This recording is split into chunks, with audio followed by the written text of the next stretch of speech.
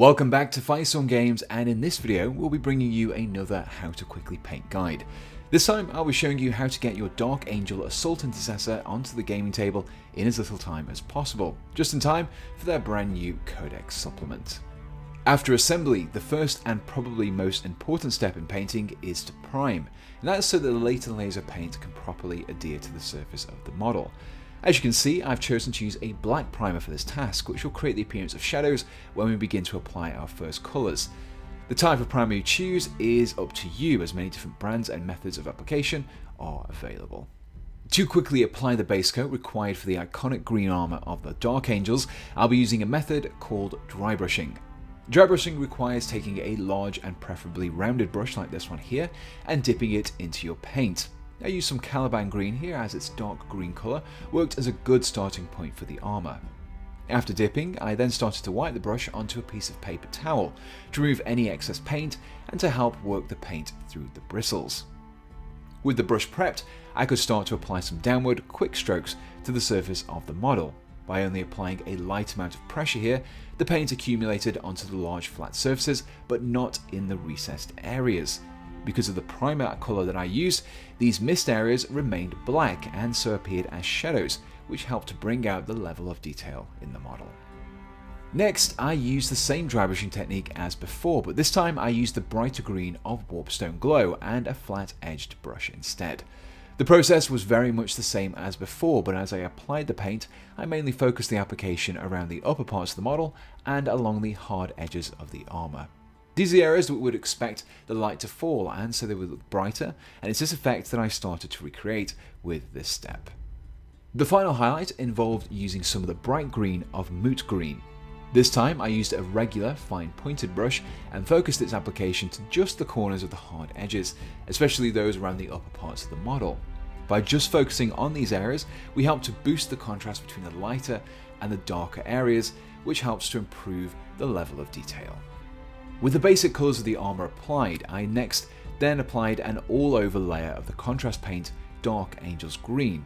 I applied this straight from the pot, but made sure to evenly spread the paint across the armour, never allowing the paint to pool too much in any single location.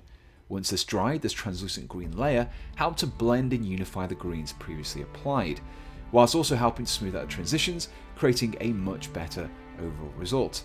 Now, if you wanted a lighter result here, the trick is to just use less Dark Angel's Green at this stage. Now that I had the armour colour down, I needed to tackle the remaining non-armour areas of the model. I used the black-grey colour of Corvus Black and diluted it by mixing in a little water.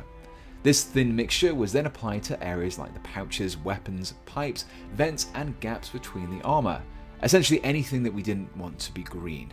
By using a thinner paint mixture, you can also apply a second layer over the top of your first, should the base colour not have the desired coverage. To pick out the metal details, I used some of the metallic paint Leadbelcher. By using a thin brush for the step, I could carefully pick out the edges of the metal areas. By only applying paint to these parts, the result was that of blackened steel. With this step completed, the miniature could have been called done, but if you wanted to add a little extra time, there are a couple of extra steps you can take to help with those smaller details. The first of these involved painting the chest aquila and the helmet lenses with some Wraith Bone. I used the same thinning technique as before and applied a couple of layers as necessary. This light tan colour served as an excellent starting point for these parchment and bone areas. Using another contrast paint, this time Blood Angel's Red, I applied a layer over the lenses in the helmet.